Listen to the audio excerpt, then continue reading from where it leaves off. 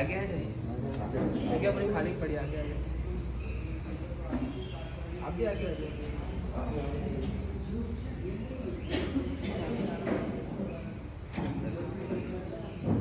आप यहाँ पर आ जाइए। नमो अरिहन्ताणं नमो सिद्धाणं नमो आयर्याणं नमो वज्रायाणं नमो सब्बसाहूणम् एषो पञ्चनमुक्कारो सब्बपावप्पणासनो मङ्गलाणं च सब्बेसिं परमं हवै मङ्गलम् आदिमं पृथिवीनाथमादिमं निष्परिग्रहम् आदिमं तीर्थनाथं च ऋषभस्वामिनं स्तुमः सुधा सोदरवाग्योत्स्ना निर्मलीकृतदिङ्क मृगलक्ष्मातमः शान्त्यै शान्तिनाथ जिनोस्तुवः यदुवंशसमुद्रेन्दुः कर्मकक्ष हुताशनः अरिष्टनेमिर्भगवान् भूयाद्भूरिष्टनाशनः कमठे धरणेन्द्रे च शोचितं कर्म कुर्वती प्रभुस्तुल्यमनोवृत्ति पार्श्वनाथ श्रियस्वः नमो दुर्वाररागादि वैरिवारनिवादिने अर्हते योगिनाथाय महावीराय तायिने अंगूठे अमृतवसे लब्धितणाभण्डार श्री गुरु गौतम समरिये वाञ्छित फलदाता मंगलम भगवान वीरो मंगलम गौतम प्रभु मंगलम स्थूलभद्राद्या जैन धर्मोस्तु मंगलम शिवमस्तु सर्वजगतः परहितनिरता भवन्तु मुनिगणाः दोषाप्रयान्तु नाशं सर्वत्र सुखी भवतु लोकः सर्वत्र सुखी भवतु लोकः अज्ञानतिमिरान्धानां ज्ञानाञ्जनशलाकया नेत्रमुन्मीलितं येन तस्मै श्रीगुरवे नमः तस्मै श्रीगुरवे नमः तस्मै श्रीगुरवे नमः।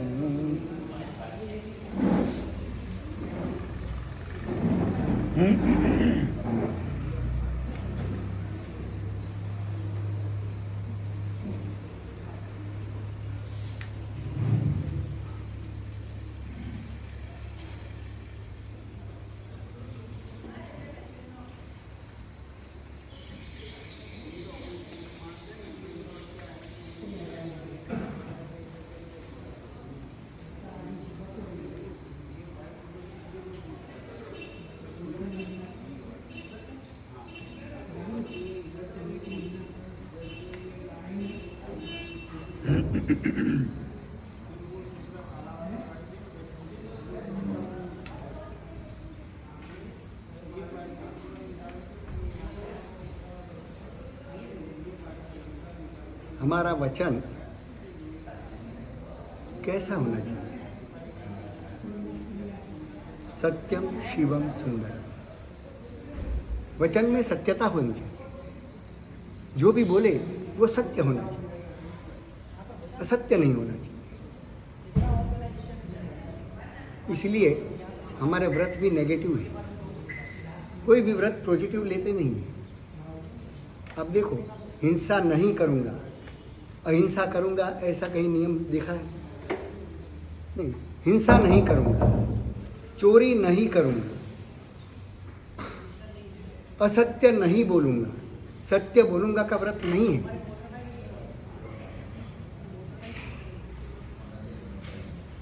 क्योंकि सत्य सभी बोलने लायक नहीं होते। जो सत्य अन्य किसी को नुकसान पहुंचा सकता है, उस सत्य को नहीं बोलना चाहिए। और अगर व्रत ले लिया कि सत्य ही बोलूंगा तो क्या होगा? बड़ी मुश्किल खड़ी हो जाएगी। इसलिए सत्य भी बोलना है तो कैसा? सत्यम शिवम सुंदर। सत्य वचन के भी 3 लक्षण दिए हैं कि सत्य होना चाहिए। वो कैसा होना चाहिए? शिवम, यानी कि सामने वाले का कल्याण करने वाला होना। सत्य ऐसा नहीं हो कि सामने वाले को कड़वाहट लगे, उसके दिल को चोट पहुँचे, ऐसा भी सत्य कभी नहीं बोलना चाहिए। तो शिवम यानी सत्य हमारा कल्याणकारी हो, सामने वाले का कल्याण करने वाला हो, ये दूसरा लक्षण दिया है। और तीसरा सुंदरम, सामने वाले को प्रिय होना चाहिए, सुंदर हो, बोलने वाला इतनी मधुरता से बोले कि सामने वाला एक्सेप्ट करने को तैयार हो जाए, उसको सुनना अच्छा लगे। ऐसा सत्यम शिवम सुंदरम, इस तरह से हमारे वचन में ये 3 गुण तो होने ही चाहिए। तो बात हमारी मध्यस्थ भावना की ओर चल रही है कि हम बहुत अच्छा कह रहे हैं, सुंदर भी कह रहे हैं, सामने वाले के कल्याण के लिए भी कह रहे हैं, मगर प्रतिक्रिया अच्छी नहीं आ रही। सामने से कोई हमें यश देने की बात ही नहीं, ऊपर से अपयश देने की बात हो रही है, ऊपर से वो हमारे ऊपर गलत आरोप लगा रहा है। ऐसी स्थिति में हमें क्या करना चाहिए? इसके लिए मैं 10-12 पॉइंट देता हूँ कि क्या करना चाहिए। उस समय ये सोचना चाहिए कि भाई उसका कर्म का उदय ही ऐसा है कि अब हम कुछ भी अच्छा भी कहेंगे तो भी उसकी तरफ से वो बुरा ही बोलेगा, क्योंकि मेरे कर्म का उदय है कि जिसके कारण उसके मुंह से जो भी शब्द निकलेगा वो मेरे बुरे के लिए निकलना चाहिए, तो ही मेरा बुरा कर्म में खपा सकूँगा, नहीं तो मेरा बुरा कर्म कैसे भोग सकता हूँ।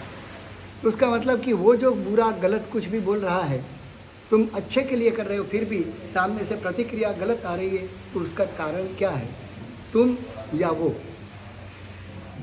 नहीं, तुम तो अच्छे कर रहे हो, तो तुम कारण नहीं हो। सामने से वो गलत कर रहा है, सामने से प्रतिक्रिया गलत कर रहा है, तो उसका कारण कौन है? वो आदमी बुरा है या तुम बुरे हो? तुम तो बुरे हो नहीं सकते, तुम तो बुरे हो ही नहीं सकते।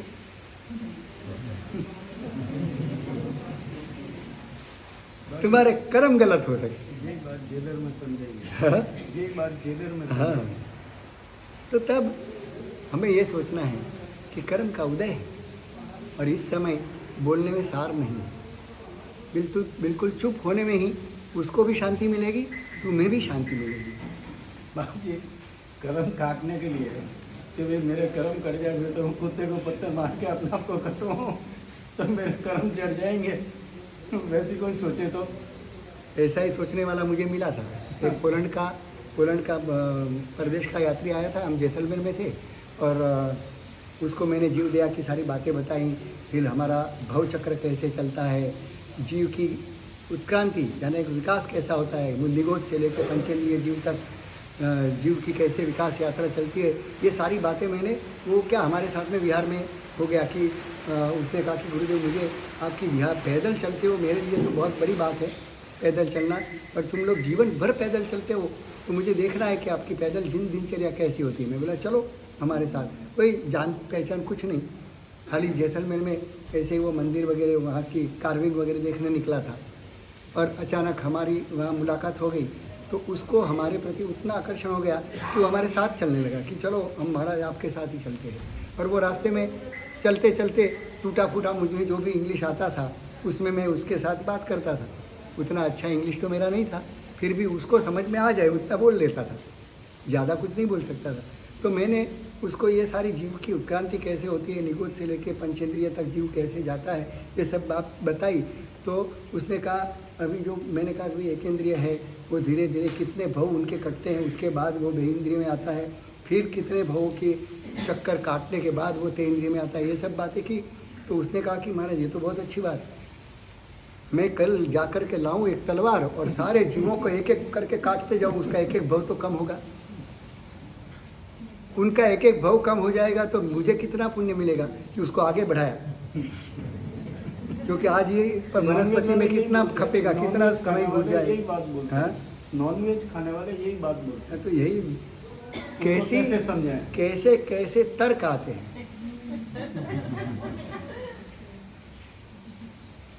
कि उनका एक भव तो मैंने कम कर दिया, तो उसका उत्क्रांति में उतना ही एक कदम आगे जाएगा ना, काटो मारो बस, तो जल्दी आगे चला जाएगा, जल्दी मोक्ष में पहुंच जाएगा। अब उसको कैसे जवाब दें? मैंने बोला तुम काटोगे तो उसका तो एक भाव कम होगा, पर तुम्हारे कितने बढ़ जाएंगे वो पता है। तुम्हारे कितने बढ़ेंगे, इतने लोगों को, इतने जीवों को काटने का पाप तुम लेकर के जब जाओगे तो तुम्हारे अपने भाव कितने बढ़ेंगे, और दूसरे के भाव कम करने की ताकत तुम्हारे में नहीं है। तुम्हारे अपने ऊपर ही तुम धर्म कर सकते हो। धर्म व्यक्तिगत चीज़ है, समष्टिगत चीज़ नहीं है। तुम्हें अपने आप को अगर मोक्ष में ले जाना है, तुम सुधर जाओ, दुनिया सुधरेगी नहीं। सामान्यतः हम क्या करते हैं? हम नहीं, हम तो सुधरे हुए। सुधारना अन्य को जरूरत है।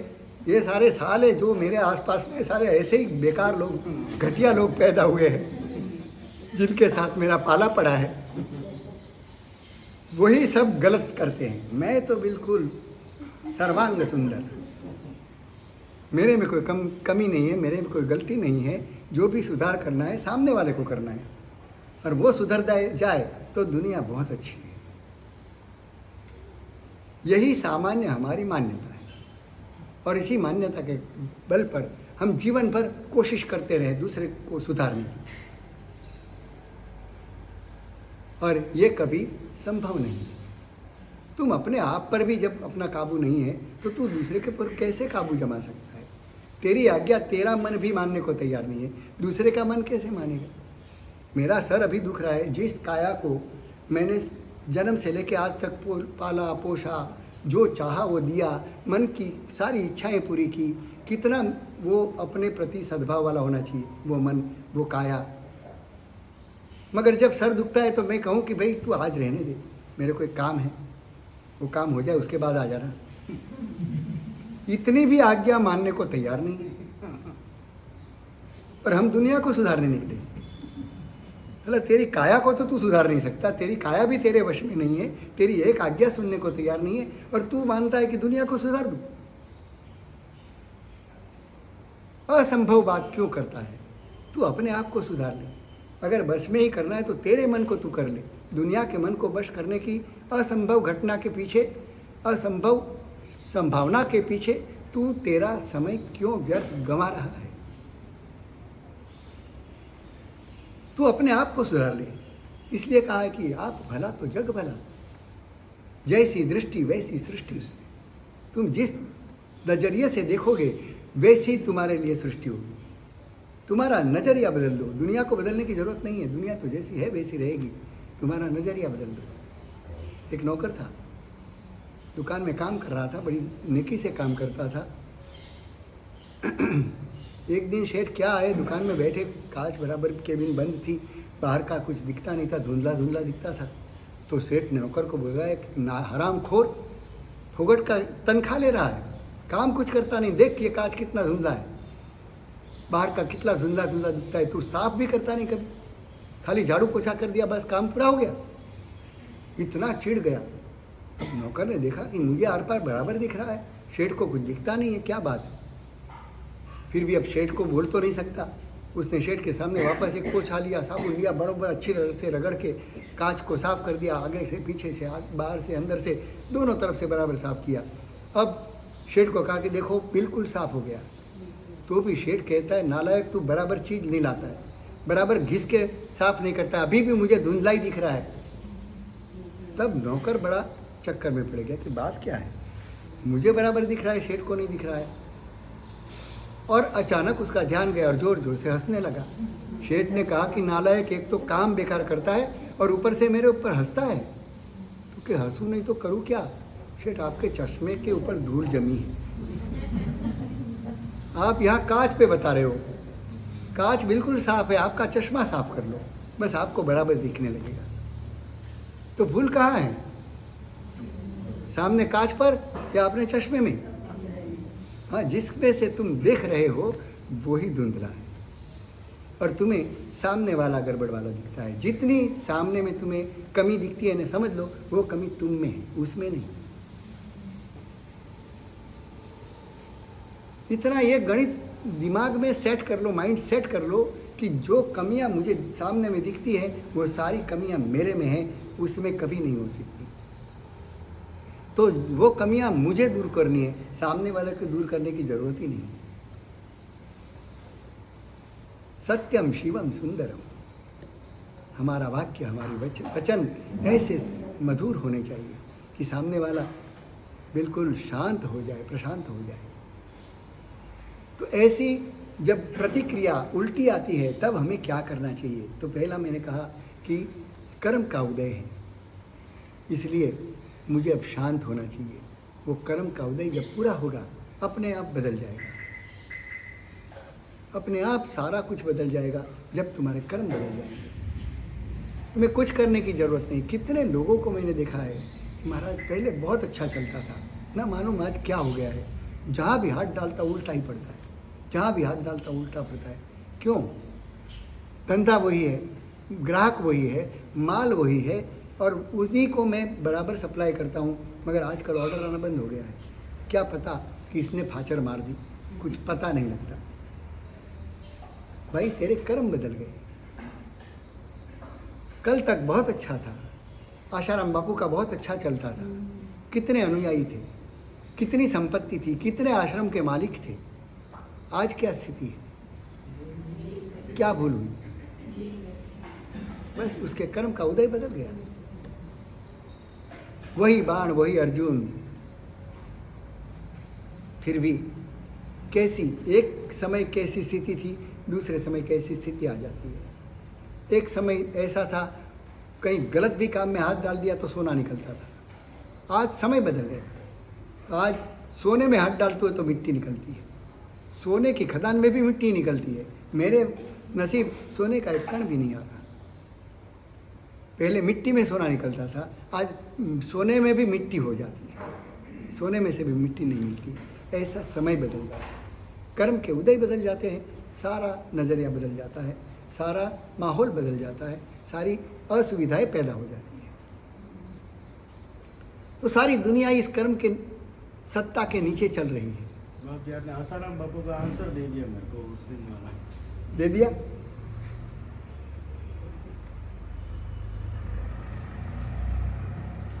इसी में सारे आंसर। जो जो घटनाएं बन रही है दुनिया में उसको बराबर देखो, बारीक नज़र से देखोगे तो तुम्हें पता लगेगा कि इसमें किसी की कोई कमी नहीं है। सारे लोग बहुत सुंदर हैं, बहुत अच्छे हैं, मगर मेरे कर्म, मेरा नज़रिया, मेरी दृष्टि वो खराब है, जिसके कारण मुझे गलत दिख रहा है, गलत परिणाम मिल रहा है।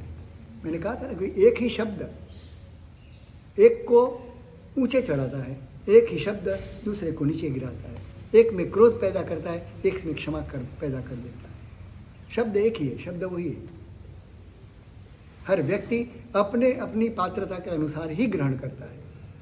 क्लास में शिक्षक समान पढ़ाता है, 50 बच्चे पढ़ते हैं और 50 बच्चों के मार्क समान आते हैं? क्यों नहीं आते? पढ़ाया सभी को समान है, पर हर छात्र ने अपने कर्म के अनुसार ही ग्रहण किया। तो हर छात्र उसमें सफल नहीं हुआ। कितने फेल हो गए, कितने ज़्यादा बुद्धू हो गए। वो स्कूल में आए उससे पहले कुछ ज़्यादा ज्ञानी थे, मगर स्कूल में आने के बाद वो इतने कंफ्यूज हो गए कि अब उनका जो ज्ञान था वो भी शून्य हो गया। बिल्कुल उल्टा परिणाम दिखता है। तो हमें ये सोचना है कि अब कर्म का उदय ही ऐसा है कि ऐसे उदय के समय मुझे शांत रहना चाहिए और समय गुजरने देना चाहिए। समय को पकड़े, समय आने दो, अपने आप सब कुछ मामला बदल जाएगा। दूसरा,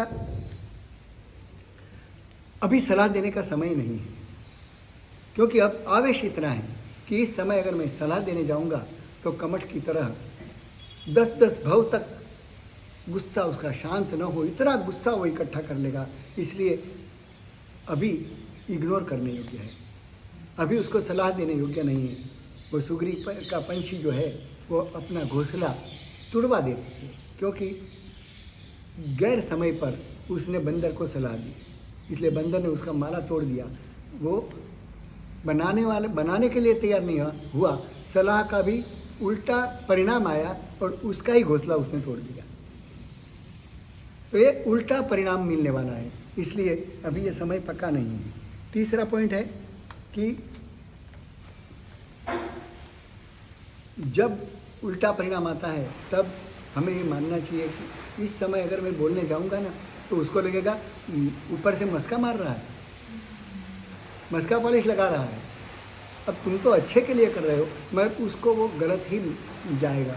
क्योंकि देखो, बादाम पिस्ता केसर डाला हुआ दूध तो अच्छा है कि नहीं, कि बुरा है?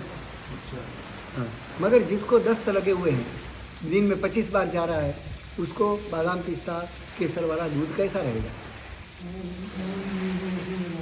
हाँ, और बढ़ाए गए आयुर्वेदाचार्य बैठे हैं, समझते हैं कि ऐसे समय पे दूध देना बराबर है। गहने पहनना कितनी अच्छी बात है, गहने पहन करके बाजार में जाना कितना अच्छा है, कितनी सौंदर्य की बढ़ोतरी करता है। फिर भी वो गहने कब पहने जाते हैं? टॉयलेट जाते समय कब पहने? सब्जी लेने जाते हो तब पहनते हो? नहीं, गहने कितने भी अच्छे हो मगर राइट टाइम पे पहनो तो उसकी कीमत है। अगर गलत समय पे तुमने पहन लिया तो वो गहने तुम्हारे लिए क्या होगा? तुम्हारी मूर्खता का प्रदर्शन होगा। वो गहने अच्छे होते हुए भी अगर गैर समय पे उसका उपयोग किया तो तुम्हारे काम के नहीं। ऐसा भी सोच सकते हैं। चौथा पॉइंट कि भाई हम सोचते हैं ना कि भाई मेरे कर्म ही ऐसे, मैं क्या करूं, चुप हो जाता हूं। अरे भाई, मेरे कर्म या उसके कर्म बुरे हैं ऐसा सोचने की जगह मेरे पुण्य की कमी है। मेरा अगर पुण्य होता तो कुछ भी बोलता तो उसको अच्छा हो जाता, मगर आज मेरा पुण्य कम है तो दूसरे का कर्म बुरा है ऐसा सोचने के जगह मेरा पुण्य कम है। मैं आज उसको सलाह देना चाहता हूँ मगर वो सफल नहीं होता है, तो उसमें किसकी कमी है? मेरे पुण्य की कमी है। तो अपने पुण्य की कमी है ऐसा सोचना चाहिए। लगता है कि अपने से काम बनने वाला नहीं है। मैंने उसको समझाया, सारी कोशिश कर दी और सारी कोशिश करने के बाद भी उसमें कोई परिवर्तन नहीं आ रहा है, ऐसा दिखे तो क्या करना चाहिए?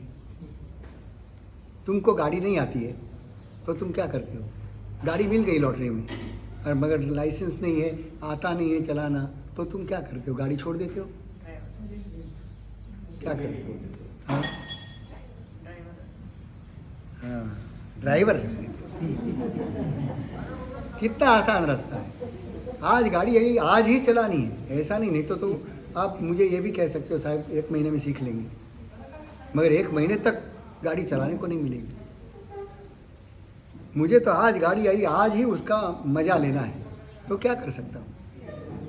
हाँ, ड्राइवर रख लो बस, तुम आज से ही मज़े में आ गए। आज ही गाड़ी में बैठो और घूमो फिरो, मज़ा करो।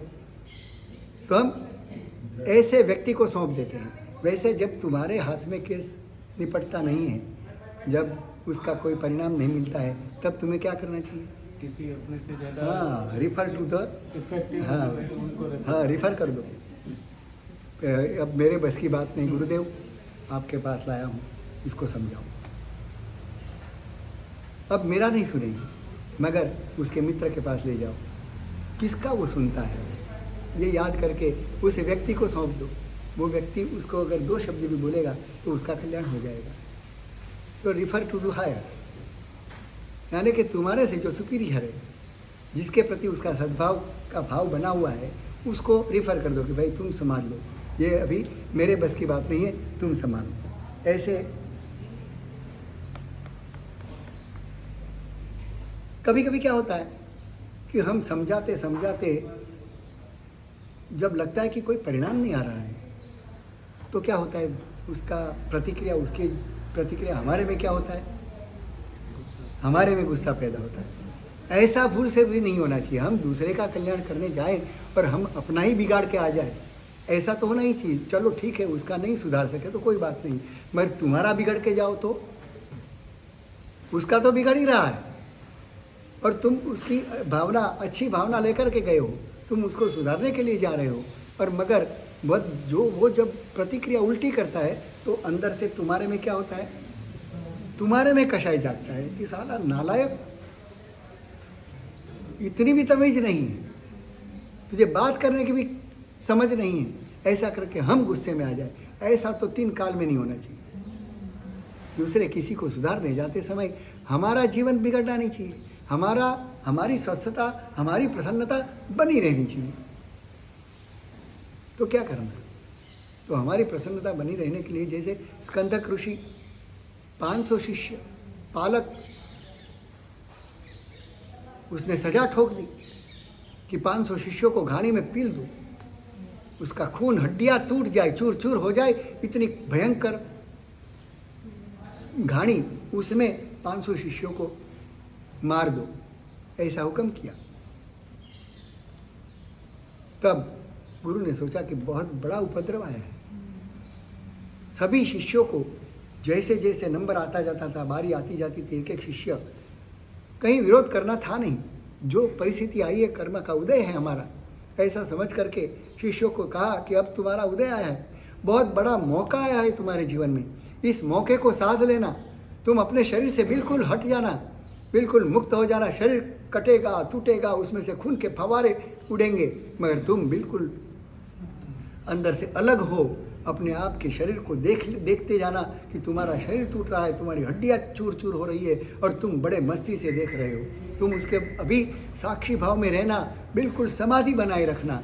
एक एक शिष्य को उपदेश दिए जा रहे हैं और एक एक शिष्य उस उपदेश को झेल लेता है, झेल करके उस घाणी में अपने आप को झोंकता है और एक एक शिष्य उसी समय घाणी में पीलते हुए, एक तरफ भयंकर वेदना है और दूसरी तरफ साक्षी भाव जीवंत बन गया है, गुरु की आज्ञा तहती करके गए हैं, तो 500 शिष्यों को घाणी में पीलते पीलते केवल ज्ञान की प्राप्ति हो गई और वहाँ से सीधा उनका निर्वाण हो गया, मोक्ष में पहुँच गए, काम निकाल लिया। ऐसा मौका जिंदगी में कभी नहीं आएगा, उत्तम मौका आया है, एक साथ कर्मों को चूर चूर करने का इतना जबरदस्त मौका कभी भव चक्र में नहीं आने वाला है, तुमको आज सुंदर मौका मिला है। ऐसा करके एक एक शिष्य को गुरु ने समझाया और हर शिष्य ने उसकी आज्ञा की पालना की, एक एक शिष्य केवल ज्ञान पाके मोक्ष में पहुंच गया। मगर बाल मुनि की बारी आ रही थी, बाल मुनि के प्रति उनको बहुत लाख एकदम आसक्ति थी, तो पालक को कहा भैया एक काम कर, ये बाल मुनि को मेरे सामने कटते हुए मरते हुए मैं देख नहीं पाऊंगा, उसके पहले मुझे पीन, मैं उसके पहले चला जाता हूँ, बाद में बाल मुनि को लेना। तो पालक को तो उसी गुरु को बहुत बड़ा तड़पाना था, मारना था, उसको ही दुख देना था। उसने सोचा ये तो बहुत बड़ा अच्छा मार्ग मिल गया, 500 शिष्य मरे तब तक गुरु को कोई वेदना नहीं हुई, मगर बाल मुनि को मैं पी लूँगा तो इनको बहुत बड़ी वेदना होने वाली है। तो उन्होंने कहा ये तो हो ही नहीं सकता, पहले बाल मुनि को ही जाए मैं मारूंगा, बाद में ही तुमको मारूंगा। इतना उल्टा आदमी, इतना क्रूर आदमी।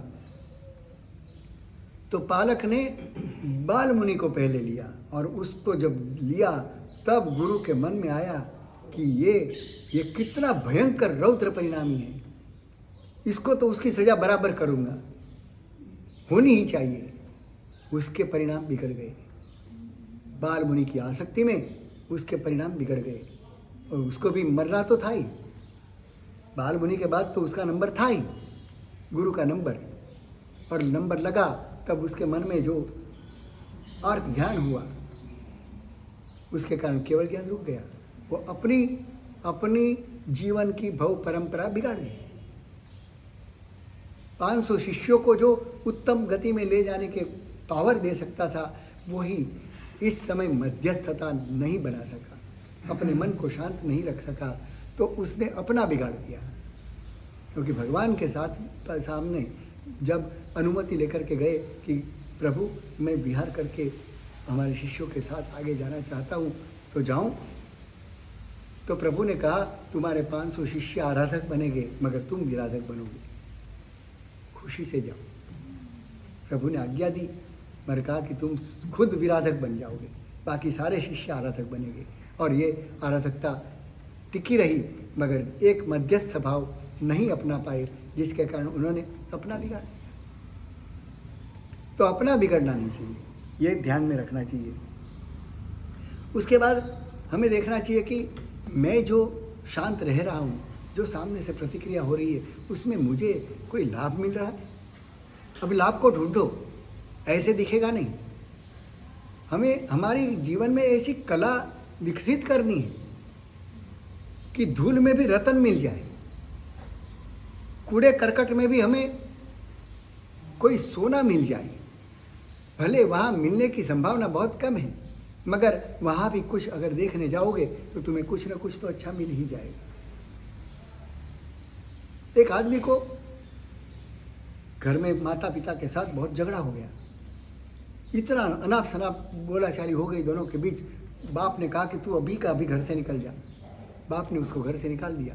अभी पहने कपड़े ही निकल गया, क्योंकि उस समय वो बाप के पास से हिस्सा तो मांगने की स्थिति में नहीं था। माहौल इतना ख़राब था कि अब हिस्सा लेने की बात दूर रही। बाप ने कहा, घर से ऐसे ही पहने कपड़े निकल गए, 1 रुपया भी घर से लिया नहीं, चला गए। उसके बाद उसको बहुत बुरा भी लगा कि एक बाप कितना क्रूर हो सकता है। मैं आधी रात को घर से बाहर निकल रहा हूँ और बाप के मन में थोड़ी दया भी नहीं आई कि तू रात को जाके कहाँ सोएगा, ले थोड़ी चादर ले जा, 2 कपड़े ले जा, तुझे खाने पीने के लिए ये ले 100-200 रुपया साथ में ले जा। इतना भी बाप को विचार नहीं आया और मुझे कहे कि चल अभी का अभी निकल जा। और मैं निकल गया। बड़ा बुरा लगा उसको। अब दूसरे रात को तो ऐसे वैसे कुछ भी करके उसने रात तो गुजार दी, मगर सुबह उठा, सोचता है कि अब करूँ क्या। पास में कोई रुपया भी है नहीं, चाय पीने का भी मेरे पास चाय पीने की भी कोई व्यवस्था नहीं है, न घर है, न पैसा है, न इज्जत है। और ऐसे में मुझे जीवन गुजारा करना है। अब मैं बाप के घर अपने सामने से नहीं जाऊंगा। इतनी बेइज्जती करके मुझे निकाला है, मैं ऐसे नहीं जाऊंगा। अब ठान लिया, कुछ काम करने के लिए ढूंढने लगा कि कोई काम मिल जाए, मेहनत मजदूरी कर लूँगा, भूखा भूखा जाऊँगा। अब नहीं, खाने की व्यवस्था नहीं है तो क्या करूँ। दिन भर वो घूमता है, नहीं मिला कोई काम। कहीं फुटपाथ पे रात तो गुजार दी। दूसरे दिन वापस सुबह निकला, वापस कहीं काम नौकरी ढूंढने के लिए इधर उधर भटकता है। एक जगह थोड़ा सा काम मिल गया, कुछ मिल गया, काम करने लगा। उसको लगा कि अब तो मुझे मेरे बलबूते ही जीना है, मेरे को किसी का सहारा नहीं है, न परिवार है न कुछ नहीं है, दुनिया मेरे लिए जीरो हो गई। दुनिया के प्रति उसको नफरत आ गई कि दुनिया ऐसी ही है। सगे बाप ने भी जहाँ मुझे रखा नहीं तो दुनिया के किसके पास में जाऊँ, यह आशा लेकर के बिल्कुल फ्रंट हो गया और अपने बलबूते जीने के लिए कोशिश करने लगा। और जैसे जैसे कोशिश करने लगा उसको कुछ काम मिलने लगा। काम मिलते मिलते कुछ कमाई होने लगी और धीरे धीरे अपना मकान बना लिया। और अपना मकान बनाने के बाद अब मुझे बताओ कि उस बेटे को जो उस दिन घटना हुई वो अच्छे के लिए हुई या बुरे के लिए? बाप ने आधी रात को घर से निकाल दिया, वो अच्छा हुआ या बुरा हुआ? जो होता है अच्छे के लिए। उस समय तो कितना बुरा लगा। जिसके पास ये समाधान का सूत्र है कि जो होता है अच्छे के लिए होता है, ये समाधान का सूत्र होता तो उसको उस दिन भी बुरा नहीं लगता कि नहीं कुछ तो अच्छा होने वाला है। घर में रह के मेरी प्रगति नहीं होने वाली है, कुदरत मुझे बाहर निकाल रही है, जहाँ जाकर के मैं अपने बलबूते जीऊँगा, अपने बलबूते अपनी संपत्ति खड़ी करूँगा। मगर उस दिन तो बहुत बुरा लगा। और जिस दिन उसका फल अच्छा मिला तब लगा कि बड़ा उपकार किया बाप ने कि मुझे आधी रात को निकाल दिया। अगर नहीं निकालते तो उसी बाप के घर में चौथा हिस्सा मुझे मिलता। 4 भाई हैं तो उसी घर में रहता। कभी इतना मैं अपने बलबूते मकान नहीं बना पाता और वो मिलता भी तो कितना हिस्सा मिलता, चौथा हिस्सा ही मेरे हाथ में आने वाला था। उससे तो कई गुना बड़ा मकान आज मेरा अपना हो गया है और मेरा वो हिस्सा तो बाकी है ही, सवाया मिला। तो जब कोई ऐसी प्रतिकूल घटना घटती है तब उसमें से लाभ ढूंढो।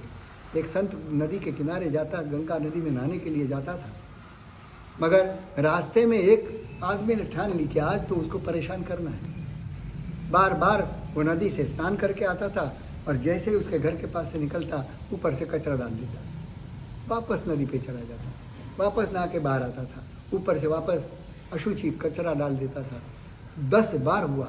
उसका शिष्य कहता है कि आप कुछ बोलते ही नहीं हो, बार बार जा रहे हो नदी के ऊपर। ऐसे नालायक और बदमाश आदमी को तो कुछ कहना चाहिए, नहीं तो वो आज तुम्हारे साथ ऐसा सलूक करता है, कल दूसरे के साथ भी ऐसा करेगा, उसको सुधारो।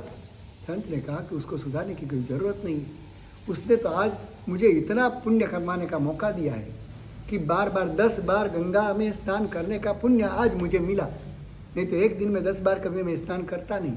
इसने कितना अच्छा किया कि मुझे 10 बार स्नान करने का मौका मिला। अब मुझे बताओ, ये उसने अच्छा किया था? गलत किया था। उसने व्यवहार बिल्कुल गलत किया, मगर इसने अगर सुलटा लिया तो कितना लाभ हुआ। तो लाभ देखते जाओ, कोई भी घटना घटती है उसमें लाभ कहाँ से मिलेगा वो देखो। कांटे चुभते हैं,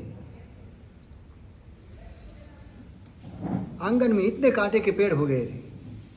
उसने सोचा यहाँ तो कोई काम धंधा चलता नहीं, चलते हैं अमेरिका जाते हैं, कुछ काम करते हैं। वहाँ जाकर के सोचा यहाँ कोई धंधा नहीं है, बिजनेस नहीं है, कोई नौकरी नहीं है, करूँ क्या। अचानक रात को सोया था, उठा, याद आया यार अपने आंगन में ही कांटे पड़े हैं, बहुत पड़े हैं, कुछ तो करना पड़ेगा। वापस आया इंडिया में आकर के उसने उन कांटों का पैकिंग किया। 10-10 कांटे एक पैकेट में पैक किए, उसका बहुत अच्छा पैकिंग बनाया और अमेरिका में एक अपने मित्र को कहा कि मेरी फ्रेंचाइजी तुझे देता हूँ, नेचुरल पिन्स बना करके तुझे भेजता हूँ, नेचुरल पिन्स, ऐसा उसके ऊपर लेबल लगा दिया, इंडिया से इंपोर्टेड नेचुरल पिन्स। इतना धंधा बिजनेस किया, अरबों रुपए कमा लिए कांटे में से। हाँ, इको फ्रेंडली। क्या क्या दुनिया को समझाना है तो किस तरह से इसमें से पॉजिटिव निकालना। अभी देखो कांटे उसको चुभ रहे थे, साफ करने का पैसा खर्च करना पड़ता था। उसी कांटों में अगर उसने नेचुरल पिन्स का दर्शन किया, इको फ्रेंडली का दर्शन किया और अमेरिका जैसे लोगों का क्रेज देखा कि वहाँ तो इको फ्रेंडली चीज़ चलती है, वहाँ नेचुरल चीज़ चलती है, आर्टिफिशियल चीज़ बहुत लोगों ने वापरी, आज वहाँ नेचुरल की डिमांड खड़ी हुई है, तो उस डिमांड को कैसे पूरी करना। यहाँ के कांटे बेच करके करोड़ों रुपए कमा लिए। देखो क्या इस दिमाग के अंदर से कैसे कैसे इलाज मिलते हैं। सत्य घटना, बिल्कुल सत्य घटना ही बता रहा हूँ। यहाँ से मैं असत्य थोड़ा बोलता हूँ। ये तो मजाक करता हूँ। मुझे क्या मजाक करने की आदत है। हाँ हाँ, अच्छा, उस समय वो टाटा की कंपनी नहीं थी लोहा बनाने की, इसलिए ये नेचुरल पिंस निकाल दी। लोहे की पिंस नहीं बनती थी, टाटा की फौलादी कंपनी थी नहीं। हाँ ऑर्गेनिक, हाँ ऑर्गेनिक कांटे, कांटे भी इधर उधर के नहीं, ऑर्गेनिक कांटे, ऑर्गेनिक, इनऑर्गेनिक नहीं। आदमी के दिमाग में पॉजिटिव वे निकालने की कला चाहिए, तो सब चीज से तुम्हें कुछ ना कुछ मिलेगा। एक बिल्कुल अंधेरे में भी तुम्हें लाइट दिखेगी, देखना चाहो तो। सब चीज सब जगह है, मगर उसमें से ढूंढने की क्षमता चाहिए, ढूंढने की कला सीख लेनी चाहिए। भगवान ने यही कला सिखाई हमें कि तुम आपत्तियों से डरो ही मत। बच्चा छोटा होता है ना, तो बिना कारण बिना वजह वो हाथ पांव इतने हिलाता ही रहता है, पांव पछाड़ता है, पांव उछालता है, कच करता ही रहता है। क्यों मालूम? तुम जिम में जाके जो करते हैं वो वहां बच्चा सोए करता है। परिकल्पना नहीं है, उसके बॉडी डेवलपमेंट में वो काम का है। ये नेचर है, नेचर में तुम्हारे अच्छे के लिए ही सब घटनाएं होती है, मगर हम तत्काल ऐसा मान लेते कि हमें बहुत गलत हो गया हमारे साथ, क्योंकि आगे की दृष्टि नहीं है, उसका भविष्य क्या है वो हमें पता नहीं है। इसलिए हमें लगता है कि ये जो हमारे साथ हो रहा है बड़ा गलत हो रहा है। गलत नहीं है, कोई भी घटना गलत नहीं होती, बिल्कुल न्यायपूर्ण घटना ही होती है। इतना बड़ा ब्रह्मांड चल रहा है जिस शक्ति के बल पर, उसी शक्ति के बल पर तुम्हारे जीवन में घटनाएं नई आती रहती है, और हर घटना तुम्हारे विकास के लिए है। हर तलवार रक्षण के लिए है, मगर तुम क्या कर रहे हो? तलवार की रक्षक शक्ति को पहचानने के बजाय तुम सुसाइड का भी प्रयोग कर सकते हो, तुम्हारे पास है, उसका प्रयोग कहाँ करना है? तो हर घटना तुम्हें आनंद देने के लिए आती है, मगर उसमें से आनंद ढूंढने की कला तुम्हारे में होनी चाहिए। वो अगर आ गई तो मान लो सब काम तुम्हारे लिए सफल है। अब तुम्हें दुनिया की कोई ताकत दुखी नहीं कर सकी, क्योंकि तुमने दुख में से भी सुख ढूंढने की कला सीख ली। अब करके देखो दुखी, भगवान को कोई दुखी करके तो देखे। साधना काल में भी संगम ने बहुत कोशिश की कि भगवान को परेशान कर दो, परेशान करने में कोई कमी नहीं छोड़ी संगम की, संगम देवी। इंद्र ने प्रशंसा की थी कि भगवान महावीर जैसा सत्वशाली दुनिया में कोई नहीं है, और उसको अपने ध्यान से डिगाने की ताकत देवता के इंद्र में भी नहीं है। ऐसी जब प्रशंसा की तो संगम को बड़ा आश्चर्य लगा कि क्या मानवीय शक्ति क्या और दैवी शक्ति कितनी प्रचंड, इतनी प्रचंड शक्ति के सामने एक मानव कीट, वो तो कीड़ी है, चींटी है, उसको तो यूं मसल दूंगा। मैं देवता ही शक्ति रखता हूँ। इंद्र भी भगवान महावीर के राग में अनाप शनाप बातें बोल रहा है। इंद्र की इस बात पे संगम को विश्वास नहीं आया, और उसने आकर के बता देने का कहा, इंद्र को कहा कि तुम ऐसे मत नहीं समझोगे, मैं तुमको दिखा के बताऊंगा, उसको करके दिखाऊंगा कि महावीर यूं चलित हो जाएंगे अपने ध्यान से। तुम क्या मानते हो मानव की शक्ति कितनी और देवता की शक्ति कितनी, मैं तुम्हें यूं करके दिखाता हूं। ऐसा करके गया। अब भगवान को परेशान करने में कोई कमी नहीं छोड़ी है, क्योंकि दैवी शक्ति से परेशान कर रहा था। उसके पास मानवीय शक्ति से कई गुना अधिक शक्ति थी, मगर भगवान ने ठान ली थी कि मुझे अपने ध्यान में मस्त ही रहना है। दुनिया में चाहे कर्म के उदय कैसे भी आए, कर्म मेरा नहीं है, कर्म से मैं बिल्कुल हटके हूँ, अलग हूँ। ये भावना, ये माइंड सेट उनका इतना गहरा था कि संगमक के दैवी प्रहार भी उनको कोई प्रभावित नहीं कर पाया। 6 महीने तक भगवान के पीछे घूमता रहा। भगवान की गोचरी निर्दोष थी, वो अशुद्ध कर दी, असुस्ती कर दी। भगवान को 6 महीने तक गोचरी भी लेने नहीं दी, और फिर भी रोज भगवान निकलते थे गोचरी के लिए, बिल्कुल प्रसन्नता के साथ वापस आते थे। 6 महीने तक गोचरी नहीं मिली, फिर भी भगवान की प्रसन्नता को की एक रेखा भी बदली नहीं, प्रसन्नता वही की वही बनी रही। और इंद्र भी बड़े परेशान थे। इंद्र ने कहा कि ये कैसे अपात्र के पास मैंने प्रशंसा कर दी कि मेरे भगवान को मैंने मुसीबत में डाल दिया, क्योंकि अब मैं अगर बीच में जाऊंगा तो ये कहेगा कि ये तो तुम बीच में आए इसलिए मैंने छोड़ दिया, नहीं तो मैं तो करके ही रहता, ये तुम क्यों बीच में आए। तो मैं अभी बीच में जाऊंगा तो भी उसका गुस्सा भड़केगा। अब देखो क्या करे ऐसी स्थिति में। तो इंद्र भी बेचारा दुखी था कि मैंने भगवान को बड़े कष्ट में डाल दिया। कहा मैंने अयोग्य पात्र के पास ऐसी प्रशंसा कर दी कि ये अयोग्य पात्र के मन में गई बात, और भयंकर कदर्शना भगवान की भगवान को कष्ट देने में कोई कमी नहीं छोड़ी है इसने। इतना नालायक है, बहुत गुस्सा आया, मगर करे तो क्या करे। इंद्र भी शांति से बैठा रहा चुपचाप। और 6 महीने के बाद जब लगा कि भगवान को हिलाने के लिए, अपने मन से डिगाने के लिए मैं समर्थ नहीं हूँ, हार गया। और हार करके अब उसको भय लगा कि इंद्र क्या सोचेगा, इंद्र मुझे क्या सजा करेगा। उनके सामने मैं दिखाने के लिए निकला था, मेरा अहंकार मैं पुष्ट करना चाहता था। अब इंद्र को जाकर के क्या मुंह बताऊंगा। अब बड़े दुखी भाव से, हार के, थक के, अपराध भाव से नहीं, वापस जा रहा था।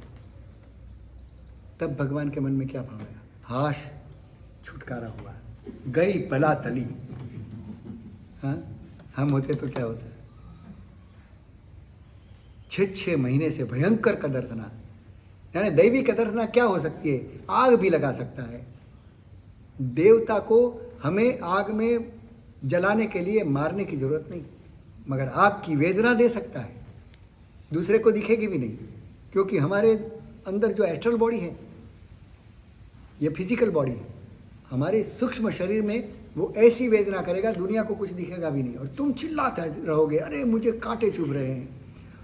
इतने चिल्लाओगे, लोग कहेंगे कांटे चुभते हुए दिखते भी नहीं, और ये इतना चिल्ला रहा है जैसे उसके शरीर में सही में कांटे चुभ रहे हो। तो जब देवता कष्ट देता है तो वो अपनी एस्ट्रल बॉडी को देता है, अपने एस्ट्रल बॉडी के ऊपर ही वो अपना कब्जा जमाता है, तो दुनिया को दिखता नहीं। बट भाभी वो मार नहीं सकते ना, वो खुद की वैक्रिय शक्ति से अंदर घुस के हाँ, मार नहीं सकते, मार नहीं सकते, मगर ऐसी वेदनाएं वेदना दे दे सकते हैं। वो अपने आप को आग बना सकते हैं, और वो अपने आप को आग बना करके तुम्हें अंदर से जला भी सकते हैं, मगर वो आग तुम्हें आग की वेदना देगी, मगर जलाएगी नहीं। फफोले उठ जाएंगे, इतनी वेदना हो जाएगी कि तुम्हारे शरीर पे फफोले भी उठेंगे आग के, मगर आग दिखेगी नहीं किसी को, क्योंकि वो सारा काम एस्ट्रल बॉडी के ऊपर होता है। तो और एस्ट्रल बॉडी बिल्कुल अदृश्य है। तो देवता जब कष्ट देते हैं, किसी के शरीर में देवता आते हैं, तो अनाप शनाप बोलता है, क्या क्यों होता है?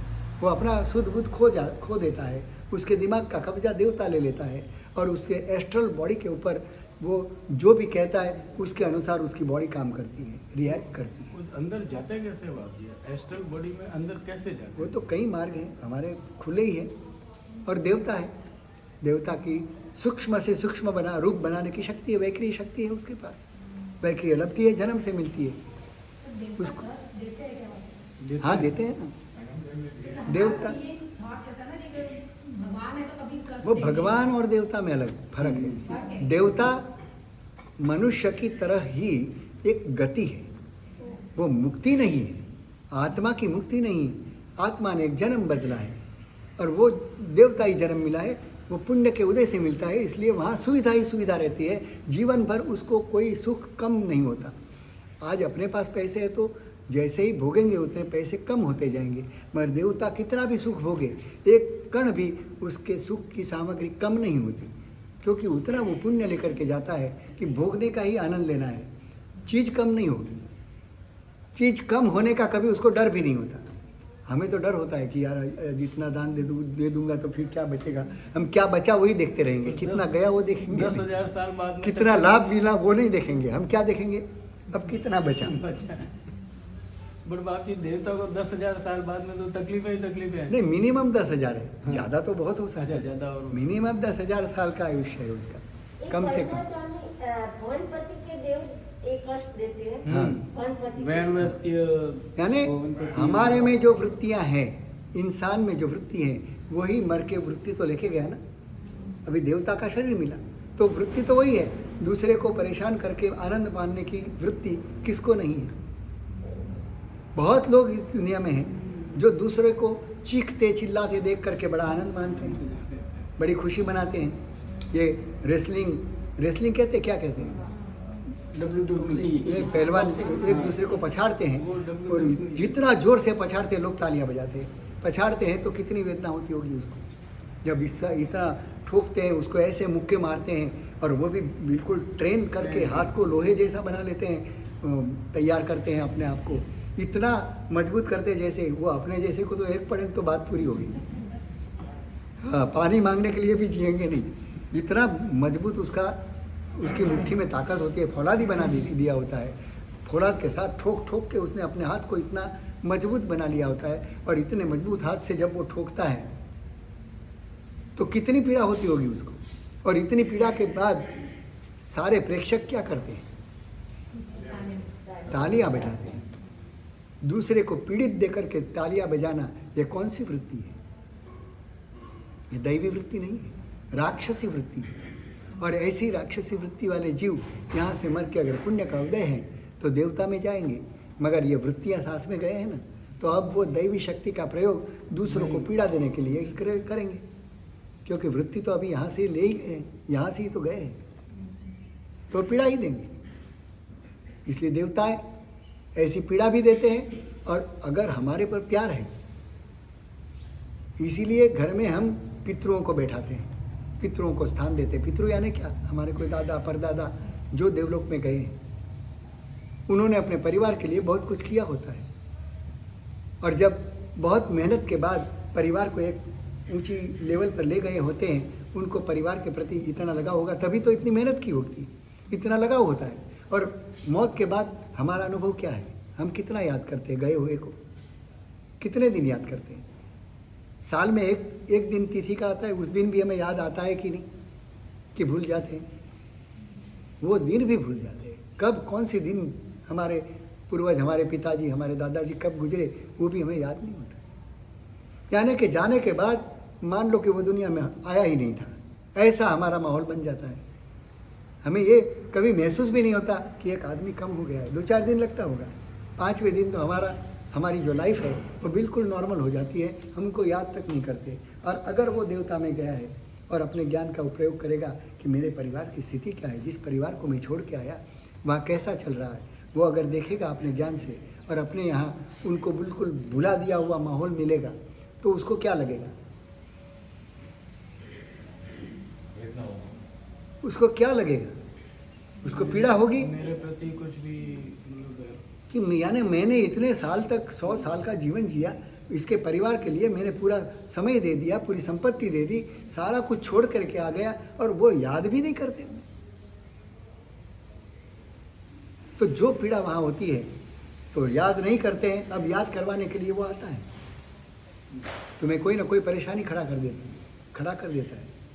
तुम्हें बार बार परेशानी आती है, तुम सोचते हो कि कोई कारण नहीं है, हम परेशान क्यों हो रहे हैं, हमारा बिजनेस बहुत अच्छा चलता है, आज क्यों बाधाएं आने लगी, क्या हो गया?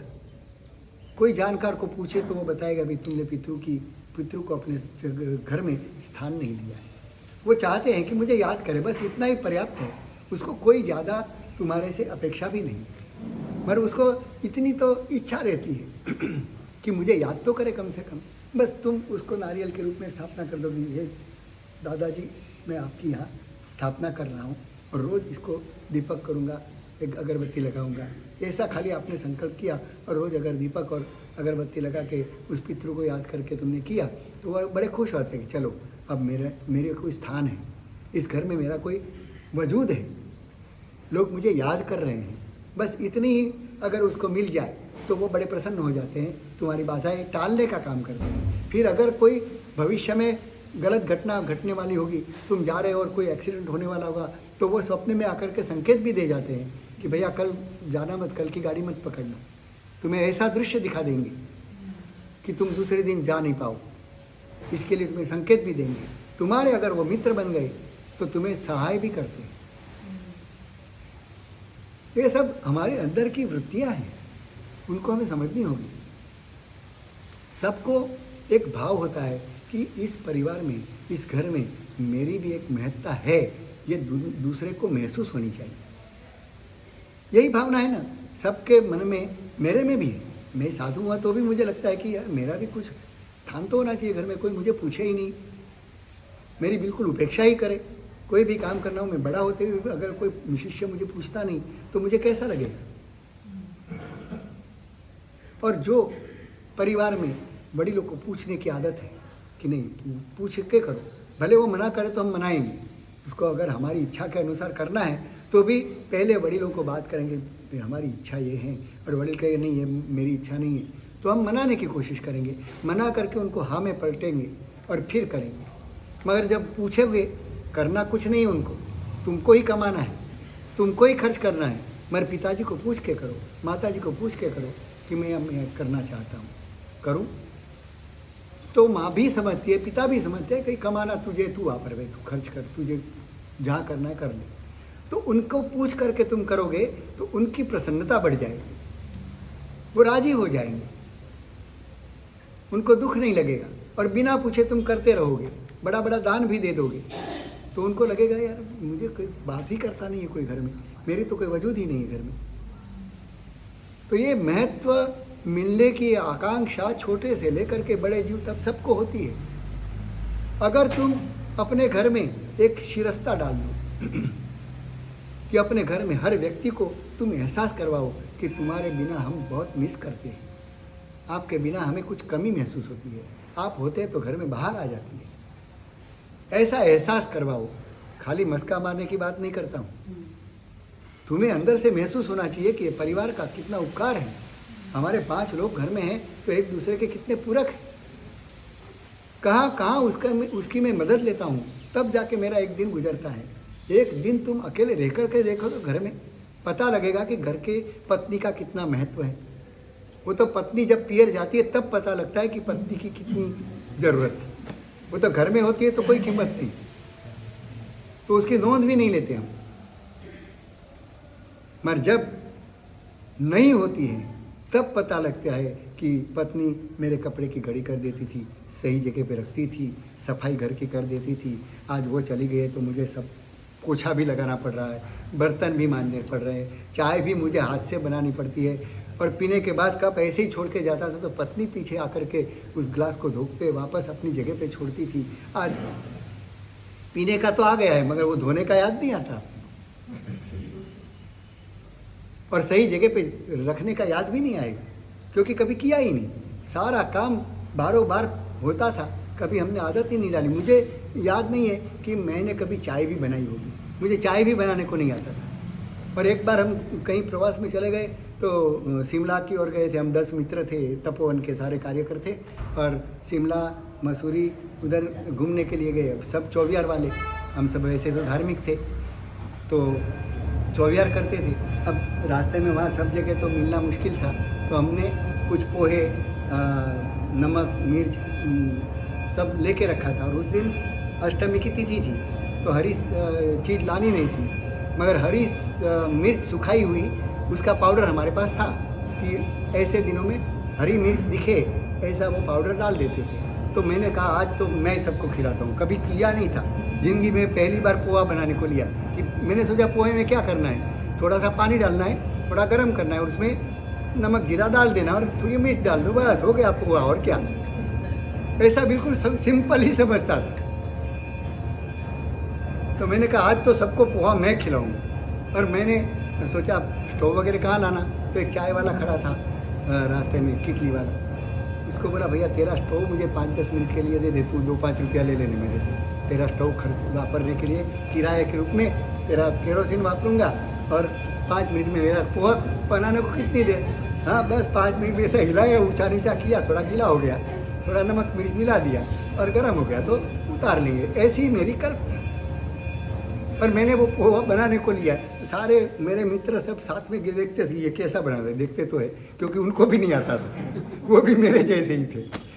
तो मैंने तो पोहा बनाने लिया, और अब पानी डालते गया, मैं पानी तो सूख गया सब, मैं बोला डालो, और डालो, डालता गया, मैं बोला ये तो पानी तो सूख ही जा रहा है, इतना डाल दिया पानी। और फिर वो हरी मिर्च डाली, उसमें थोड़ा नमक और जीरा डाला और गर्म करते गया, हिलाते गया बराबर एकदम। मैं बोला कहीं जलना नहीं चाहिए, हाँ नीचे कोई जल जाएगा, तो इतना मस्ती से हिलाया तो वो क्या बन गया पता नहीं। मुझे कहना पड़ा कि भाई ये पोहा है, पहचान देनी पड़ी, और वो रबड़ी बन गई क्योंकि इतना पानी डाल दिया। और फिर वो हरी मिर्च डाली ना, तो लाल तो दिखा नहीं यार, मेरे मगज में दिमाग में ये था कि लालाश दिखेगी तो कम से कम वो तीखा कितना हुआ मालूम होगा, लालाश के ऊपर से पता लगेगा। चाखने का तो मना था, सबके सामने, दुनिया के सामने मैं कैसे चाखूँ। चाखा ने, मैंने सोचा इतना डाला, मगर कोई लालाश आई नहीं, डालता था हरी मिर्च और सोचता था लाल हो जाए। ये देखो दिमाग अपना कभी काम ही नहीं किया ना, तो ऐसी गड़बड़ हो गई। मैं डालता ही गया, मगर मैं सोचा भाई बहुत पूरी खलास हो गई, अब तो है ही नहीं डालने के लिए, अब क्या डालूँ। तो हिला के बराबर उतारा तब रबड़ी हो गई थी, पूरा पोहे का आटा ही बन गया था, इतना हिलाया मैंने। और फिर वो इतना गरम गरम, एक तरफ सूर्यास्त होने की तैयारी, ये कभी बनाया नहीं था, तो ये सब जुगाड़ बनाने में मेरे को बहुत समय लग गया। पहली बार पता लगा कि सारे पोहे में भी कुछ कला चाहिए।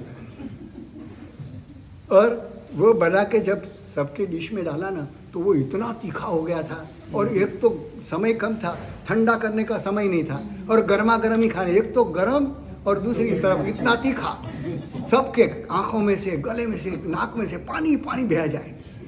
मैंने बोला भाई जिंदगी में दूसरी बार पोहा नहीं बनाने की पछाड़ लेता हूँ, प्रतिज्ञा कर ली। तब पता लगा कि मम्मी की कितनी ज़रूरत पड़ती है। ये सारी कला उनको ही पता थी, मुझे पता नहीं थी। एक सादी पोहा बनाने की भी विधि मुझे पता नहीं थी, सारा काम वही कर लेती थी। इतना बड़ा हो गया, यानी उस समय मेरी उम्र शायद 24-25 साल की होगी, 25-26 साल की। 26 साल में मुझे एक बार भी पोहा बनाने की विधि नहीं आई। खाने की विधि मालूम मगर बनाने की विधि नहीं आई।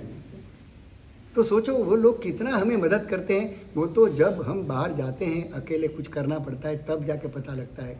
हम हॉस्टल में भी 3 पार्टनर थे, तीनों जेंट्स। हम तो क्या कुछ कभी घर में कुछ कपड़ा कैसे रखना, कैसे जमा के रखना, चाय पीने की मालूम थी, पर मगर वो धोने का, कब धोने का कुछ मालूम ही नहीं, किया ही नहीं कभी। तो कपड़े मैले हुए, ये निकाल के डाल दिए पलंग के ऊपर, दूसरा पहन लिया। जब तक 2-4 जोड़ी थे, सारे के सारे मैले नहीं हो जाए तब तक तो धोने की भी सूझ नहीं आती थी। 4-5 जोड़ी ऐसे पलंग पे, एक पैंट यहाँ पड़ी है, एक लटकी है यहाँ, एक बनियान वहाँ डाली है, एक बाथरूम में पड़ा है। ऐसी स्थिति हम तीनों की, तीनों पार्टनर।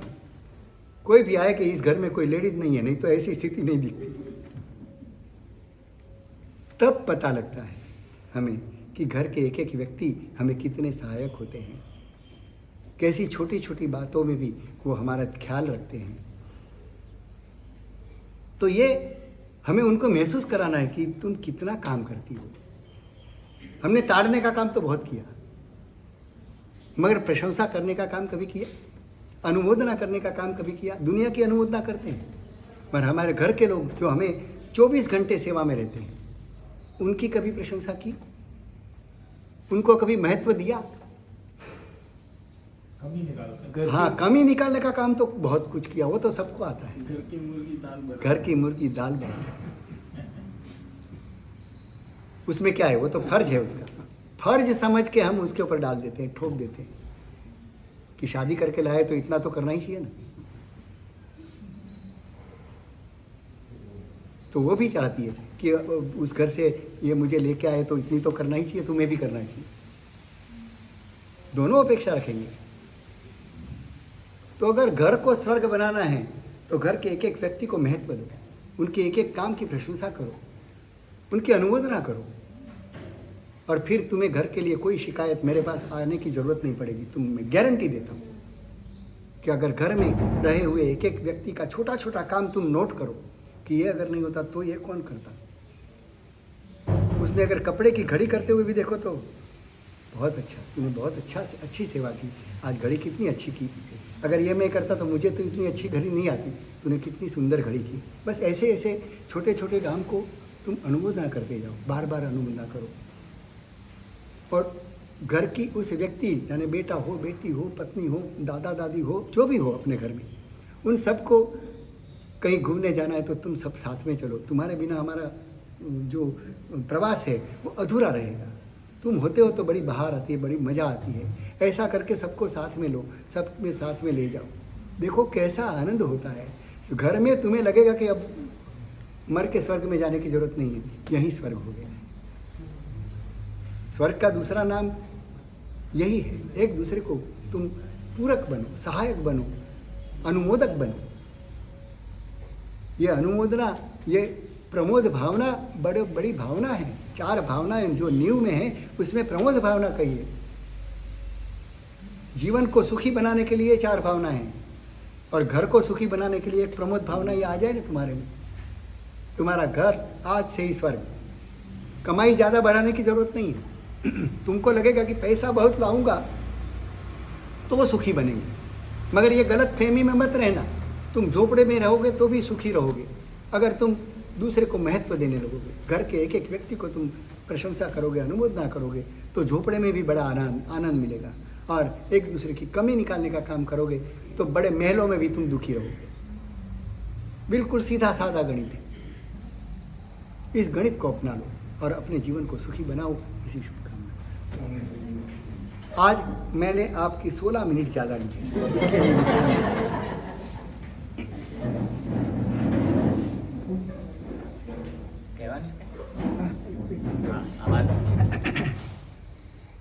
10 તારીખને રવિવારે આપણે ત્યાં પદ્માવતી પૂજન છે, અને એ પછી બપોરના સ્વામી વાત્સલ્ય છે, જેમનો આ શ્રી સંઘ તરફથી જ છે આ બધું, પણ જેમનો સંપૂર્ણ લાભ શ્રી લલિતભાઈ રાતડિયા પરિવારે લીધો છે. વિધિસર આજ મારા સાહેબ આપશે મને ડ્રાફ્ટ, એટલે આપણે સંઘમાં મૂકી દઈશું.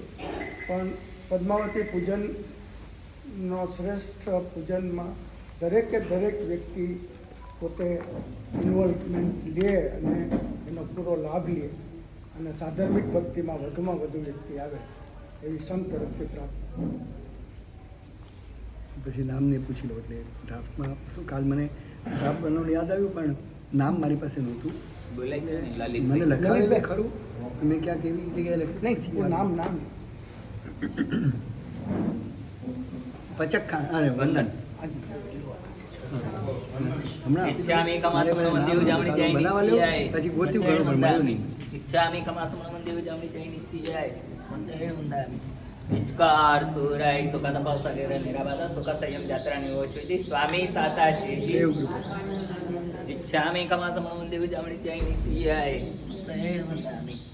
ઈચ્છા કારણે સંદેશ ભગવાન અકુઠ્યમ અભ્યંતરમ રાહ્યમ ખામ્યુ ખામ. ઈચ્છમ ખામિમિ રાહ્યમ જંકિંચી અપત્યમ પર્વત્યમ પત્તે પાટીની વચ્ચે આલાય સલાહ ત્યાં સમય સમાસ અંતરભાષા ઉર્ભાષા જંકિંચી મધ્ય ગણે પરિણામ સોમબાબાઈ માં તું ભે જાણું ન જાણમી તસમ ઈચ્છામિ દુક્કડમ ઈચ્છામિ સંદેશિયાય મંદિર મંદામિ ઈચ્છકારી ભગવાન પસાઈ કરી પચકાન ન્યાસ કરાવશો જી નૌકા સિટી આયન બીર નમો વરિયંતાણમ નમો સિદ્ધાણમ નમો હરિયાણમ નમો વૈજ્ઞાનમ નમો લૈસુપતાવણમ એ સો પંચનમસ્કારો સર્વભાવપણાસનો મંગળાનમ ચ સભૈજન પરમો વૈ મંગલમ ગય સુરે નૌકાર્થી તુલસી સારથી તુલસી